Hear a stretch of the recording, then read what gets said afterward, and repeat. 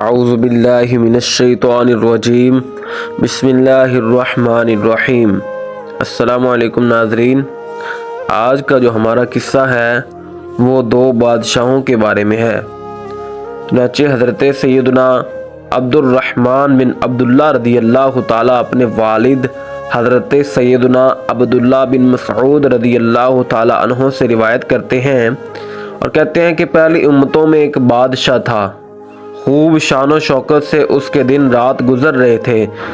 ایک دن اس کی قسمت کا ستارہ چمکا اور وہ اپنی آخرت کے بارے میں غور و فکر کرنے لگا اور سوچنے لگا کہ میں جن دنیاوی آسائشوں میں گم ہو کر اپنے رب عز و جل کو بھول چکا ہوں، ان قریب یہ ساری نعمتیں مجھ سے منقطع ہو جائیں گی۔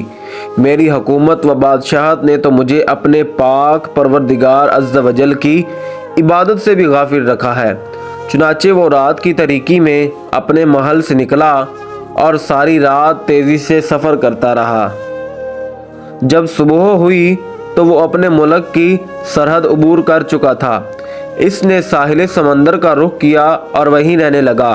وہاں وہ اینٹیں بنا کر بیچتا، جو رقم حاصل ہوتی اس میں سے کچھ اپنے خرچ کے لیے رکھ لیتا اور باقی صدقہ کر دیتا۔ اسی حالت میں اسے کافی عرصہ گزر گیا۔ بالآخر اس کی خبر اس ملک کے بادشاہ کو ہوئی تو اس بادشاہ نے پیغام بھیجا، مجھ سے آ کر ملو، لیکن اس نے انکار کر دیا اور بادشاہ کے پاس نہ گیا۔ بادشاہ نے پھر اپنا قاصد بھیجا اور اسے اپنے پاس بلوایا۔ اس نے پھر انکار کر دیا اور کہا، بادشاہ کو مجھ سے کیا غرض اور مجھے بادشاہ سے کیا کام، میں اس کے پاس کیوں جاؤں؟ جب بادشاہ کو یہ بتایا گیا تو وہ خود گھوڑے پر سوار ہو کر ساحل سمندر پر آیا۔ تو جب اس نیک شخص نے دیکھا کہ بادشاہ میری طرف آ رہا ہے تو اس نے ایک طرف دوڑ لگا دی۔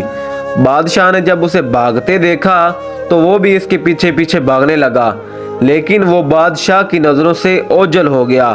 جب بادشاہ اسے نہ ڈھونڈ سکا تو بلند آواز سے کہا، میں تجھے کچھ نہیں کہوں گا، تم مجھ سے خوف زدہ نہ ہو۔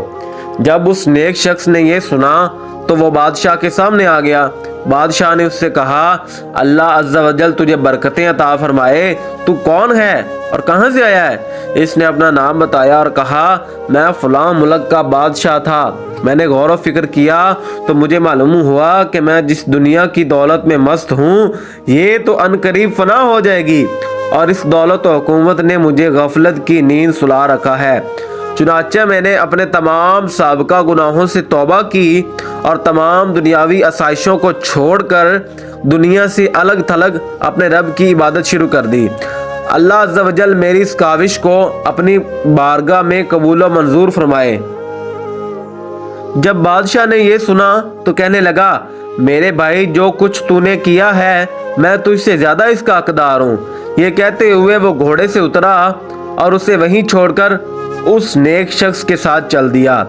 چنانچہ وہ دونوں بادشاہ ایک ساتھ رہنے لگے۔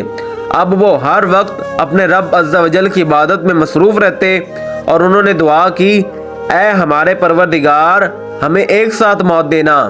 چنانچہ ان دونوں کا ایک ہی دن انتقال ہوا اور ان کی قبریں بھی ایک ہی ساتھ بنی ہوئی ہیں۔